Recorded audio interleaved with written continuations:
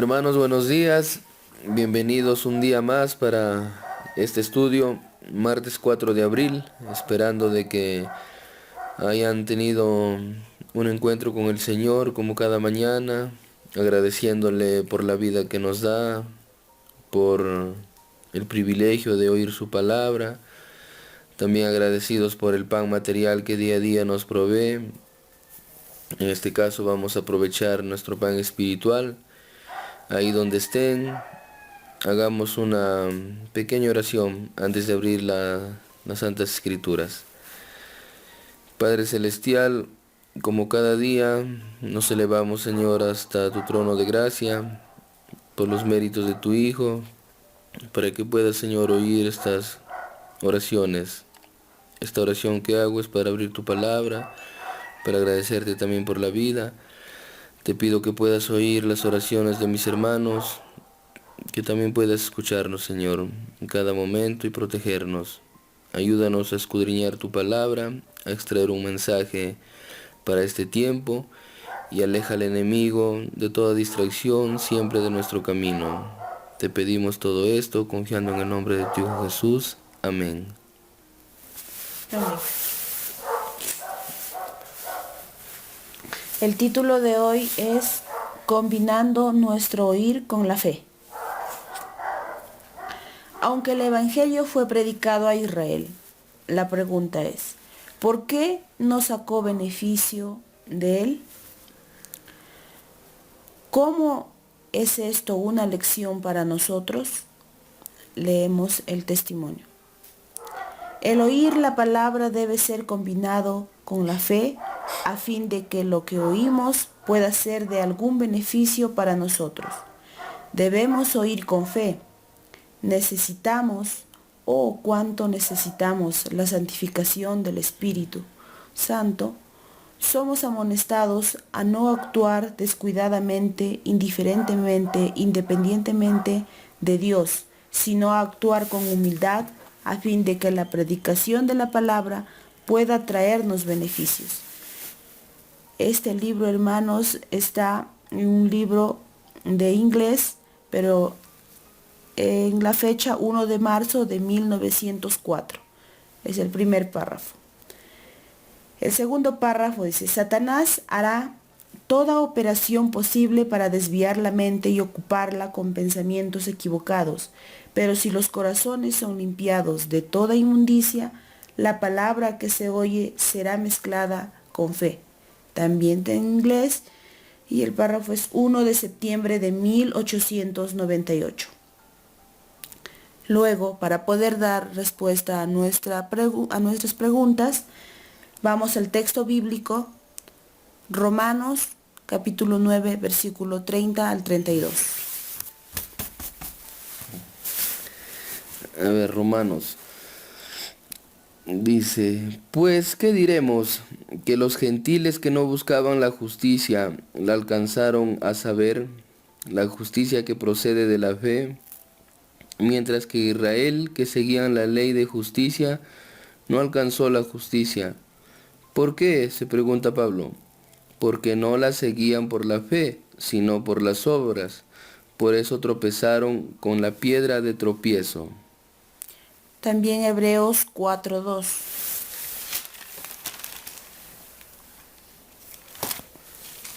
Hebreos 4:2. Porque también a nosotros como a ellos se nos anunció el Evangelio, pero la palabra que oyeron no les aprovechó, porque no se unieron por la fe a los que oyeron. Entonces comentamos el libro de Romanos. Ahí Pablo nos dice de que el pueblo de Israel, sabemos cómo era el pueblo judío. Los judíos sabemos que ellos tenían, por ejemplo, la ley, tenían la Torá, andaban con los rollos bajo el brazo, pero siempre ellos se fijaron en las obras, más allá que en el Redentor. Es por eso que Pablo también temía por ellos, decía, porque les predicaba el Evangelio, pero ellos aún seguían observando fiestas. Hablaban de la circuncisión y se olvidaron, como dice Pablo, de la fe. Entonces, cuando vemos la pregunta, ¿por qué no sacó beneficio de él el pueblo de Israel del Evangelio sería porque se olvidaron de la fe, perdieron de vista al Salvador. La siguiente pregunta era, ¿cómo es esto una lección para nosotros? Ahí hemos colocado no ser oidores sin fe, sino que debemos aprovechar el mensaje. Y también voy a rescatar lo que la hermana dice en el primer párrafo, que la santificación viene, dice, del Espíritu Santo. Entonces eso también debemos de tener en cuenta, de que la santificación viene del Espíritu. El Espíritu es el que nos ayuda a caminar en rectitud y de que gracias a él llegamos a ser santo, en este caso un pueblo santo, si es que recibimos el Espíritu. Bien, vamos con nuestra segunda pregunta. ¿Cuál fue la consecuencia de la incredulidad de Israel en el Evangelio? ¿Y cómo se repite esto hoy? Vamos a leer Hebreos 3, 18 y 19. Pero antes de eso, vamos a leer un poco del testimonio para comprender también y dar una respuesta. Dios no tenía el propósito de que su pueblo, Israel, vagara 40 años por el desierto. Prometió guiarlos directamente a la tierra de Canaán y establecerlos allí como un pueblo santo, sano y feliz. Pero aquellos a quienes primero se les predicó no entraron a causa de la incredulidad. Hebreos 3:19. Sus corazones estaban llenos de murmuración, rebelión y odio, y Dios no pudo cumplir su pacto con ellos. Durante 40 años, la incredulidad, la murmuración y la rebelión impidieron la entrada del antiguo Israel en la tierra de Canaán. La incredulidad, la mundanalidad, la falta de consagración y las contiendas entre el profeso pueblo de Dios nos han mantenido en este mundo de pecado y tristeza tantos años. El Evangelismo, páginas 504, 505. Entonces ahora vamos a leer Hebreos 3, 18 y 19 para responder la pregunta. A ver. ¿Y a quienes juró que no entrarían en su reposo, sino a los que desobedecieron y no pudieron entrar debido a su incredulidad? Entonces, ¿cuál fue la consecuencia de la incredulidad de Israel en el Evangelio? La respuesta sería, no pudieron entrar a la Canaán terrenal por ser un pueblo rebelde. ¿Y cómo se repite esto hoy? Hay una pregunta aquí muy interesante. También el pueblo rechaza el mensaje y debido a eso seguimos vagando. No hemos podido llegar aún a la Canaán celestial. Seguimos con el estudio. Tercera pregunta. ¿Cuál es el remedio para este problema en nosotros? Leemos un poquito del testimonio. Dice, por el amor de Cristo, que aquellos que viven en los últimos días de la historia del mundo caminen en la luz. Manuscritos reales, tomo 20, páginas 3 y 4. Vamos al texto bíblico, Romanos 6, del 8 al 13. A ver. Romanos 6 del 8 al 13. Y si hemos muerto con Cristo, creemos también que viviremos con Él, sabiendo que Cristo, habiendo resucitado de entre los muertos, ya no muere, la muerte ya no tiene más dominio sobre Él. La muerte que Cristo murió fue una muerte al pecado, una vez para siempre, pero la vida que Él vive, la vive para Dios. Así también nosotros, considerados muertos al pecado, pero vivimos para Dios en Cristo Jesús. Por consiguiente, no reine el pecado en vuestro cuerpo mortal para obtener y obedecer a sus malos deseos. Versículo 13. Ni tampoco ofrezcáis más vuestros miembros como armas al servicio del pecado, sino ofreceos a Dios como quienes han vuelto de la muerte a la vida, y ofrecer vuestros miembros a Dios por instrumentos de justicia. Entonces comentamos un poquito estos pasajes. Pablo nos dice acá, si hemos muerto con Cristo, si hemos ido a la cruz realmente, dice, y creemos que también, dice, viviremos con Él, ¿no es cierto? Cuando resucitamos para una nueva vida, en este caso ya recibiendo el Espíritu. También nos dice Él que la muerte que Cristo tuvo fue una muerte al pecado. No porque Él era pecador, ¿no? Sino que Él murió al pecado para darnos a nosotros esa justicia a través de su muerte. Y viviremos, dice, la vida que Él vive, de que también resucitaremos. Entonces, y lo que resalta acá Pablo es donde dice que no ofrezcamos nuestros miembros como armas, dice Pablo acá. Sabemos que un arma es un instrumento, ¿no? Por ejemplo, un revólver, digamos un cuchillo, son armas de ataque. Entonces nosotros, al morir al pecado y resucitar con Cristo, no podemos usar nuestros cuerpos de esa forma, ¿no? De atacar, digamos, sino que debemos tener paciencia, tener un respeto por la hermandad, por el prójimo, para no, dice él, satisfacer, ¿no? nuestro cuerpo, sino más bien dice ser instrumentos de rectitud, nos dice Pablo. Y luego nos manda también la pregunta a primera de Juan 1:7.